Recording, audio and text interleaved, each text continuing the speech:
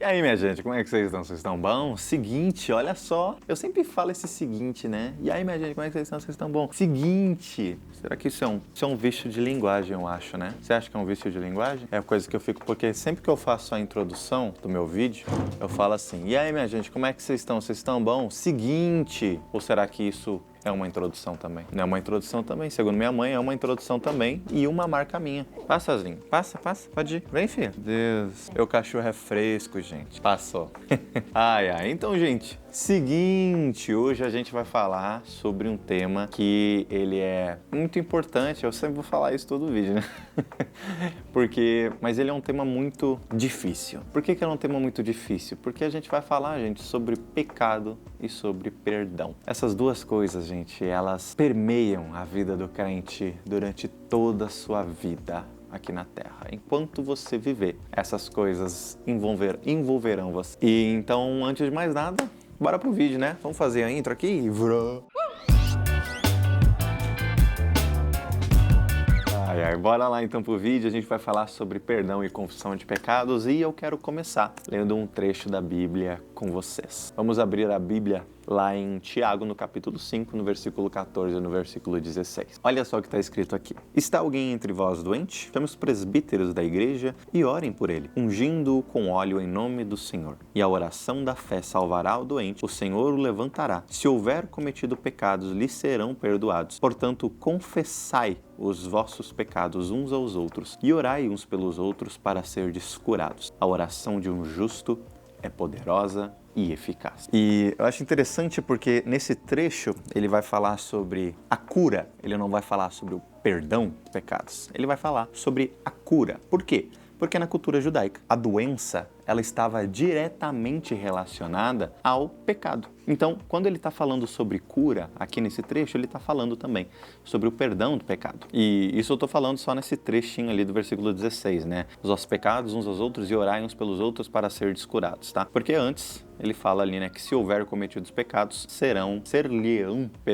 perdoados, né? Depende da versão que você está lendo. E é interessante porque o pecado, ele é efetivamente a doença da nossa alma. E todos dentro da igreja estão lutando para se livrar e correr dessa doença. A gente tem que perder essa ideia de uma comunidade plenamente piedosa. A gente tem que perder essa ideia de uma comunidade, na verdade, plenamente piedosa, perfeita e que tem um repúdio do pecador. Porque é isso que a gente vê em muitos lugares hoje em dia, onde se uma pessoa falha, se uma pessoa peca, ela é uma pessoa excluída. Ela não pode ser uma pessoa excluída. Ela precisa ser uma pessoa abraçada, porque ela está enfrentando aquilo que todos nós também enfrentamos e no momento de fragilidade ela acabou cedendo, no momento de fraqueza ela acabou cedendo. Então a gente precisa abraçar essa pessoa. A gente não expulsa ela do meio de nós. A gente quer que ela se envolva conosco, que ela caminhe conosco. É claro que a gente tem que ter um cuidado também, porque uma maçã podre, ela apodrece todo as outras maçãs que estão saudáveis, né? Então a gente tem que pensar se essa pessoa ela pecou e ela está buscando esse lugar de arrependimento, esse lugar de perdão de pecados também, e não se ela, na verdade, talvez tenha apostatado ou abandonado a fé de alguma forma, tá? É isso que eu quero deixar claro aqui antes de qualquer coisa, tá? E o dever do cristão da comunidade é ter esse entendimento de que toda pessoa lá dentro, ela está lutando e enfrentando as mesmas coisas que você já enfrentou ou enfrenta em algum momento. E você se colocar nessa posição do serviço que eu falei no último vídeo, de ajudar essas pessoas. E o caminho de um pecador, se ele isolado da comunidade, ele fica muito mais difícil. E a gente não quer que uma ovelha se perca, que uma ovelha fique desgarrada, que se chama do pastor, não é? E eu acho curioso porque esse estado de isolamento que o pecador se coloca, ele é até que natural. Eu falo por mim mesmo, porque existiam momentos em que eu pequei, eu fiz alguma coisa que não deveria, falei alguma coisa que não deveria, e eu me coloquei numa posição de isolamento mesmo, porque porque eu não me sentia digno, às vezes, de chegar perante Deus, um Deus que é santo, um Deus que é soberano. Eu não tinha essa coragem, digamos assim. Eu pensava, Deus, ele é santo. Eu vou me apresentar perante ele desse jeito, sujo, imoral, pecador. Vou me apresentar diante dele desse jeito, dessa forma tão imunda que eu tô? E a verdade é que esse pensamento, que ele é natural, que ele ocorre muitas vezes, ele é o resultado efetivamente do pecado. Por quê? Porque o pecado, ele existe para quê? Para nos afastar de Deus. E se nós efetivamente nos afastamos de Deus, quer dizer que o quê? Que o pecado venceu. Quem me explicou isso foi um ex-líder meu, o Eduardo Nogueira. Ele é irmão do Gustavo Nogueira, que eu falei para vocês há um tempo atrás em algum vídeo aí do Google. Ele falou para mim assim: Arthur, em um momento de fragilidade, de erro, de equívoco que você tenha cometido, não se esconda de Deus. Por quê? Foi o que Adão e Eva fizeram. Adão e Eva pecaram e eles fizeram o quê? Eles se esconderam de Deus. E isso prejudicou ainda mais o relacionamento dele. O que o Du me ensinou foi de se apresente diante de Deus em arrependimento e buscando melhorar e abandonar o seu pecado. Mas não, jamais se esconda de Deus. Porque Cristo, ele morreu pelo pecador. Um médico, ele dá o exemplo, né, que ele não veio para os que são sãos.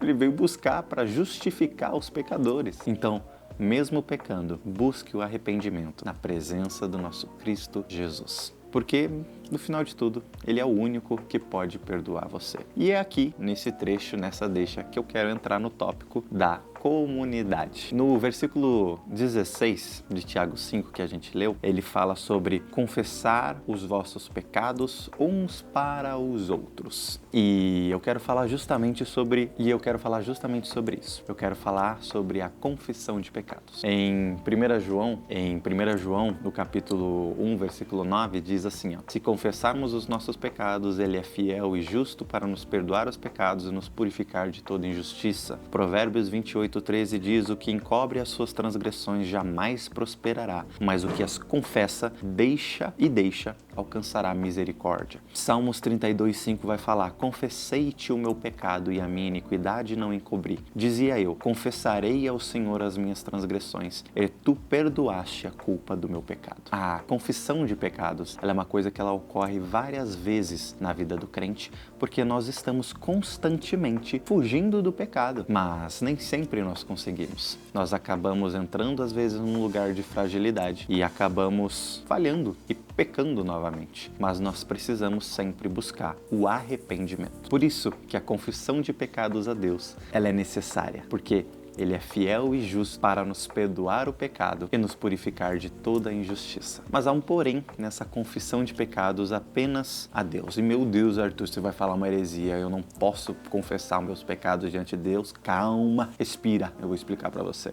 Esse costume de frequentemente nos confessarmos apenas a Deus pode nos levar para um caminho de uma coisa que eu chamo de autojustificação, onde quando eu oro a Cristo frequentemente com relação ao pecado, eu não crio mais esse fruto de arrependimento e eu entro no legalismo dessa oração pedindo perdão e eu acabo me sentindo melhor. Não porque eu sou perdoado e porque eu me arrependi, mas sim porque orei pedindo perdão. E o que isso quer dizer? Quer dizer que eu acabo entrando nessa rotina de o Senhor Jesus me perdoa dos meus pecados e nada muda. Eu não estou arrependido verdadeiramente. E se eu não estou arrependido verdadeiramente, eu não estou perdoado. Essa que é a verdade. Eu preciso estar efetivamente arrependido. E é aí que entra a confissão de pecados aos meus irmãos. E essa confissão de pecados, ela não é uma confissão pública de eu subir no púlpito, pegar o microfone e falar fiz isso, isso e isso. Ela é uma confissão individual, de eu chegar no meu irmão e eu falar com ele e falar assim: irmão, eu pequei, eu falhei e eu me coloco nessa posição de vulnerabilidade perante o meu irmão para eu alcançar efetivamente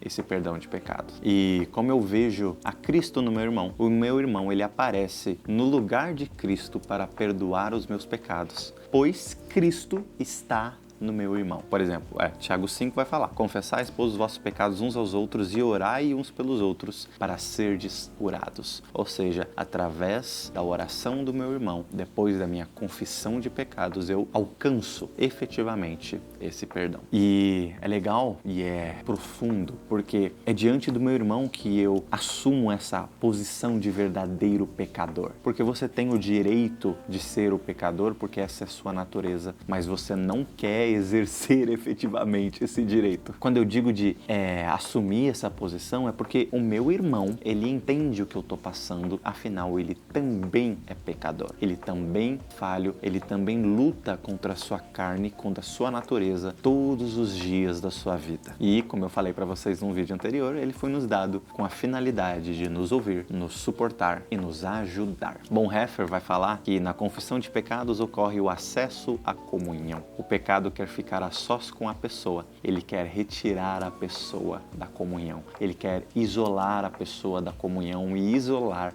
a pessoa de Deus. E quando eu me achego ao meu irmão, eu me achego à comunhão, eu me achego a Cristo e eu jogo o meu pecado aos pés do meu irmão e aos pés de Cristo e eu alcanço o perdão. Não pelo meu irmão, mas por Cristo que está no meu irmão. O pecado, ele precisa ser trazido à luz, que ele possa ser limpo. Eu não consigo varrer a casa ou lavar uma louça se as luzes todas estão apagadas e eu estou em plena escuridão. Não, eu preciso que ele seja trago à luz para que eu venha a ser limpo, para que eu venha a ser purificado, para que eu venha a ser perdoado. E essa convicção, ela é você abrir mão do seu orgulho e se achegar a Deus através do seu irmão. Mas isso quer dizer que a gente não deve mais orar pedindo perdão a Deus, pedindo se achegar somente a Deus e pedir perdão pelas nossas falhas, pelos nossos pecados? Não, não é isso que eu estou falando. A gente tem que continuar orando no nosso secreto, pedindo perdão a Deus pelas nossas falhas. Mas analise se esse pedido de perdão, ele não está entrando na rotina e ele não está gerando um fruto de arrependimento, uma mudança